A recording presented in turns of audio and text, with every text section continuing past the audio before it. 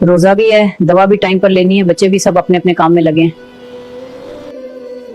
रमजान में कभी मैं इनके लिए भागती थी, आज मैं वॉकर के सहारे चलती हूँ। आज इफ्तार थोड़ा सिंपल रखेंगे, इतने दिन से सिर्फ किचन ही किचन लग रहा है। हाँ सिंपल ठीक है, रमजान का मकसद इबादत है, बस तुम सहरी इफ्तार संभाल लो। मैंने आज एक्स्ट्रा कुरान भी पढ़ना है, तरावी भी पूरी पढ़नी है, बस तुम सहरी इफ्तार संभाल लो, मेरी नमाज मिस नहीं होनी चाहिए। और अम्मी, उनकी दवा, उनका बीपी, उनके साथ बैठने वाला कौन? अरे तुम ही तो हो, तुम्हारी तो वैसे भी घर की ड्यूटी है, मैं मस्जिद, नमाज, ऑफिस के बीच मैनेज करूंगा।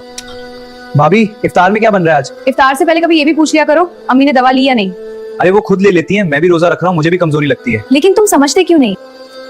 कमजोरी सबको लगती है, लेकिन इस घर में सबसे कमजोर कौन है ये किसी ने नोटिस किया? अबू आप क्या कहना चाह रहे हैं? कहना ये कि रमजान में तुम सब रोजा रखते हो, कुरान पढ़ते हो, तरावी जाते हो, लेकिन तुम्हारी बूढ़ी माँ के लिए किसने रोजा रखा?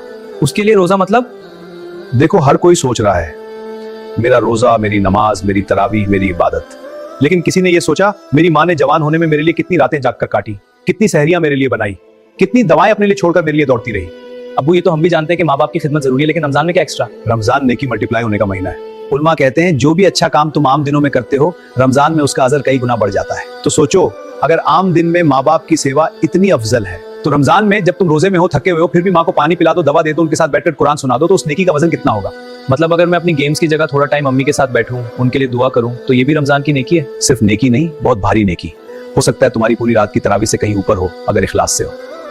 अम्मी दवा टाइम से लिया आपने? हाँ बेटी, किसी तरह ले ली, तुम भी थक जाती हो, मैं तुम्हें तंग नहीं करना चाहती। अम्मी मैंने तो बस सुना है आपने अपने बच्चों के लिए कितनी रातें जाग जाग कर गुजारी, कभी थकान का रोना नहीं रोया, बस बच्चे आराम से सो जाएं यही दुआ की। शायद मैं आपकी असली बेटी नहीं, लेकिन आज से आपकी खिदमत को ही अपनी सबसे बड़ी नेकी समझूंगी। अम्मी आज से एक नया सिस्टम होगा, इफ्तार के बाद मैं आपकी दवा खुद दूंगा, फैज आपसे रोज 10 मिनट बैठकर बातें करेगा, और हिना आपको कुरान या कोई छोटी सी दुआ रोज सुनाएगी। ये भी हमारा रमजान इबादत पैकेज होगा। मतलब अब रमजान में मेरे कमरे तक भी थोड़ी रोशनी आएगी।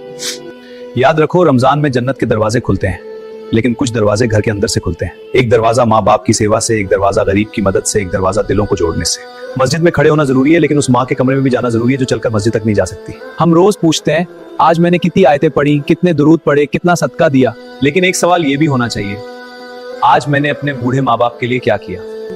क्योंकि हो सकता है तुम्हारी जन्नत तुम्हारे बुजुर्ग माँ बाप के कमरे से होकर गुजरती हो।